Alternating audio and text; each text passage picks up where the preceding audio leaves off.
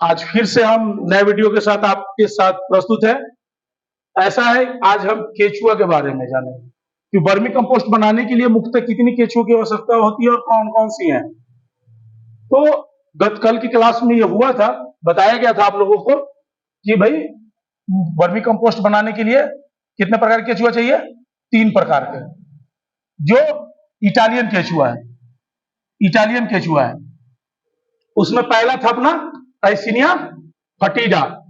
अब ये एसिनिया फटीडा केचुआ है, इसकी आयु 70 दिन की होती है।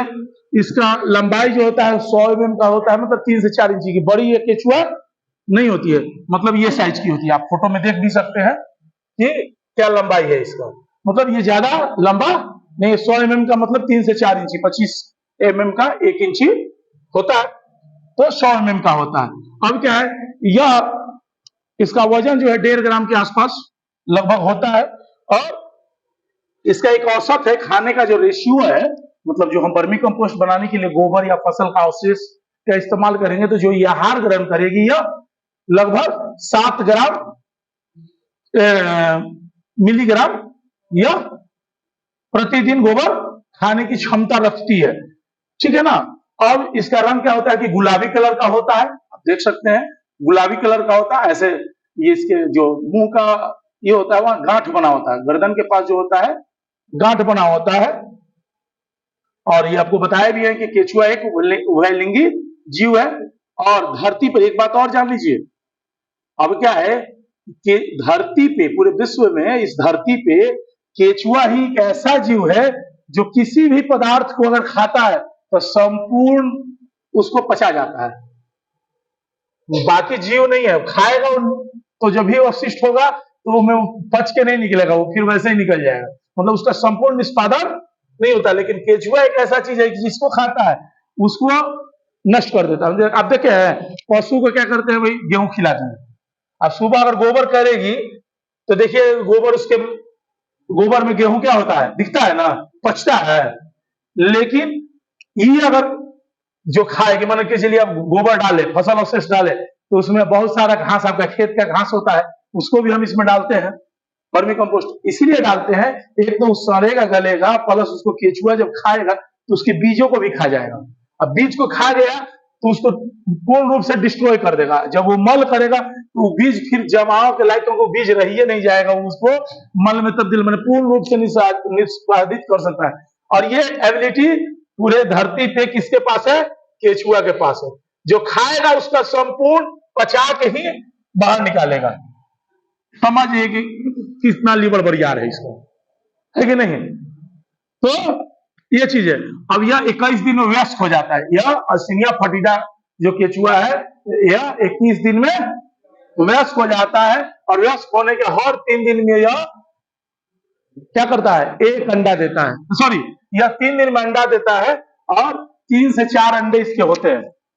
यह जब अंडा देता है तो 3 से 4 अंडे होते हैं, और हर अंडे से 7 से 12 बच्चे निकलते हैं। हर उसके अंडे से 7 से 12 बच्चा निकलता है, फूटेगा। भाई उसके केचुआ के अंडे को क्या कहते हैं? कुकुन। और कुकुन हरा मटमैले कलर का होता है। अब क्या है कि जब वो सरसों की दाना की तरह छोटा छोटा होता है, जब फटेगा ना वो बच्चा निकलेगा, तो झोल देखे हैं, झोल, मकड़ा का झोल, उसके झोल की तरह पतला पतला वो बच्चा होगा। बहुत गौर से देखिएगा, माइक्रोस्कोप की जरूरी नहीं है, आप गोबर में अपने वर्मी कंपोस्ट बेड में भी देखिएगा, तो जब हटा के देखिएगा तो देखिएगा कि गौर से अगर अपने ध्यान को आकृष्ट कीजिएगा तो दिखेगा। मतलब इतना छोटा नहीं होता कि आपको माइक्रोस्कोप की आवश्यकता पड़े, आप अपने इस नगन आंखों से भी इस चीजों को देख सकते हैं। तो ये एसिनिया फटीडा है। अब क्या है, दूसरा है यूडोलस इजोली। दूसरा क्या है? यूडोलस इजोनी, सॉरी, यूडोलस इजोनी। दूसरा यूडोलस इजोनी है। यूडोलस इजोनी की आयु 3 साल होती है। यूडोलस इजोनी की आयु 3 साल होता है, मतलब 3 साल तक लगभग वो जीवित रहता है। और ये भी वैसे ही अंडा देता है, 3 से 4 अंडा ही देता है। अब इसके लेकिन अंडे से बच्चे की संख्या क्या होती है? कम होती है, 3 से 5 ही बच्चे निकलते हैं।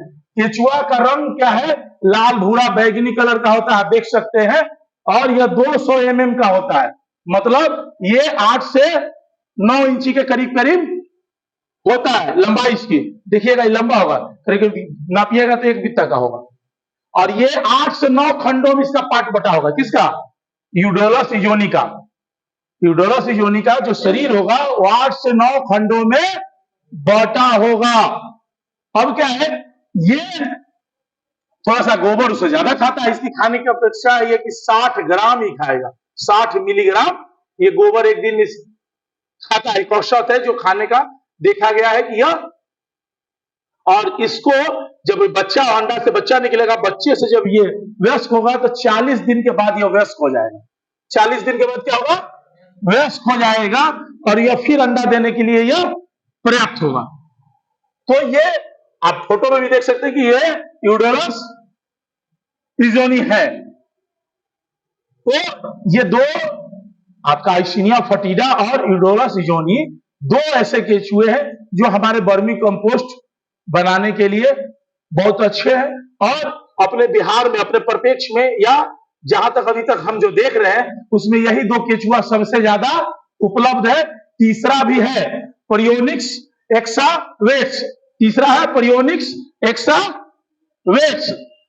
तो ये जो तीसरा है इसकी उपलब्धता क्या है, नहीं मिल पा रही, ये केचुआ कहीं उपलब्ध नहीं हो पा रहा है। तो अपने आपको जो पालना है, वर्मी कंपोस्ट करना है, तो मुख्यतः ऊपर दो, मतलब पहला यूडोलस इजोनी और दूसरा यूडोलस इजोनी और पहला आइसिनिया फटीडा, मतलब मुख्यतः यह दो किस्म की केचुआ है जिसको आप पाल सकते हैं। केचुआ पाल करके अच्छा पैसा भी कमा सकते हैं, या 400 रुपए से 600 रुपए किलो तक केचुआ बिकता भी है। इसका आपको बिहार सरकार से अपने जिला से जाकर केचुआ बेचने का एक लाइसेंस भी लेना होगा। आप केचुआ का भी व्यवसाय कर सकते हैं। वर्मी कंपोस्ट अलग बेचिए और केचुआ अलग बेचिए, तो यहाँ दो बिजनेस अपना निकल के आ रहा है। और ये चीज जान लीजिए, वर्मी कंपोस्ट तो बड़ी आसानी से मिलता है, हर जगह बिक रहा है, धीरे धीरे इसमें रफ्तार आ रही है। लेकिन क्या है ना, दिक्कतें अभी मार्केट में जो हम देख रहे हैं वहां प्रॉब्लम केचुआ का है। बहुत लोग फोन करता है, सर कहां मिलेगा केचुआ। तो ये तो केचुआ पालन से भी हम पैसा कमा सकते हैं। अब जब केचुआ पालन करेंगे तो केचुआ पालन कहां करेंगे, उसी पेड़ में करेंगे।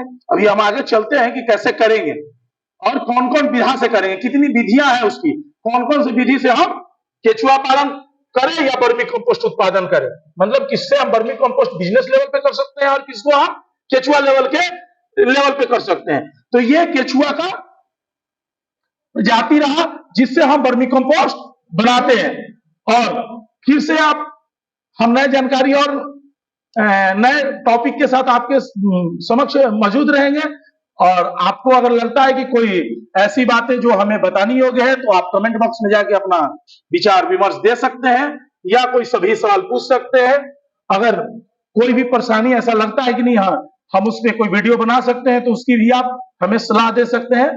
और तब तक के लिए नमस्कार।